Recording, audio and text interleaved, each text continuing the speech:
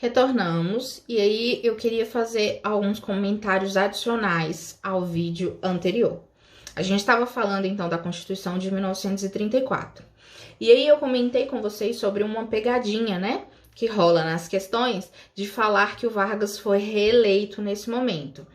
Gostaria de abrir um parêntese e dizer para vocês que nessa Constituição nem existia reeleição. A reeleição é algo bem mais atual, vai acontecer nos anos 90, no governo de Fernando Henrique Cardoso.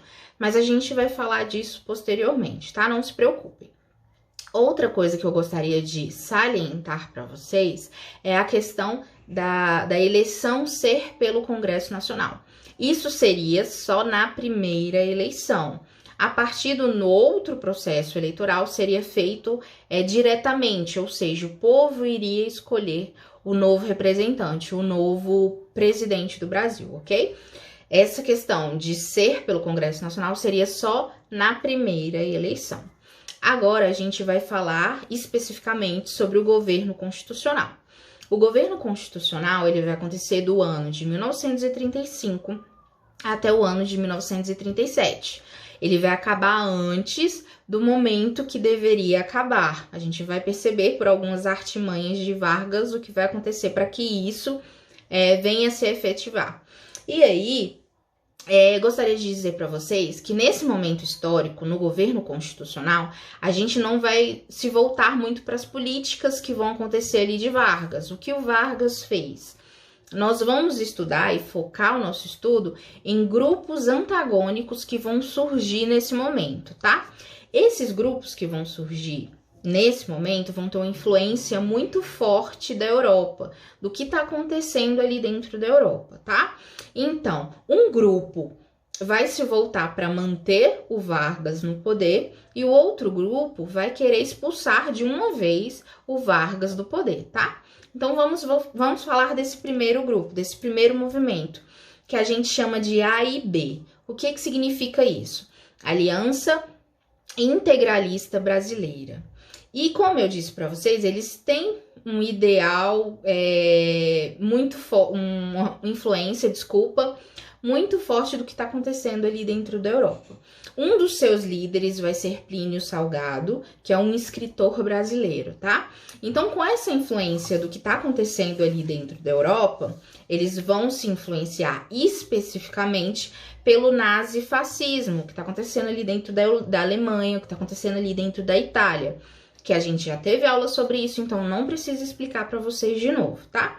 Então, eles vão vir com a ideia de defender Vargas como um grande ditador. Pegar Vargas e transformá-lo num Hitler, num Mussolini, ok? E eu preciso que vocês notem que Vargas vai gostar muito dessa ideia. Vargas amava o poder, tá? Reparem, a partir desse momento, essa característica que também é muito forte em Getúlio. Esse amor pelo poder, em se manter no poder, ok? E aí, esse movimento, o que é muito característico deles são algumas marchas, né? Eles vão se influenciar por aquela marcha sobre Roma que aconteceu lá dentro da Itália com os fascistas. Eles vão se auto-intitular, Camisas Verdes, numa alusão aos camisas negras dentro da Itália. Então percebam essa influência muito forte. E eles faziam essas marchas justamente para disseminar as ideias fascistas e nazistas deles. Do outro lado, antagonista a esse grupo, a gente vai ter o que a gente chama de ANL, que é a Aliança Nacional Libertadora. Um dos seus líderes é Luiz Carlos Prestes. Lembra que a gente falou dele, daquele tenente, do movimento tenentista, que ele era de uma classe média?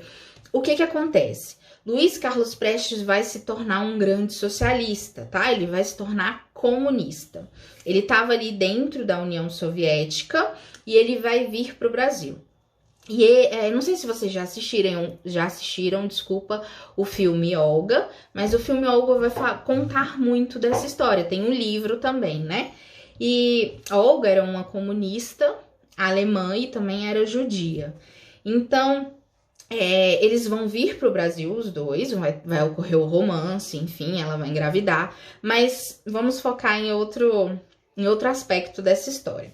A ANL, esse movimento, ele vai vir com uma oposição a A e B e uma oposição muito forte a Vargas, tá? Eles querem transformar o Brasil num país socialista, num país comunista, assim como estava ocorrendo, assim como tinha ocorrido dentro da Rússia, que depois transformou na União Soviética.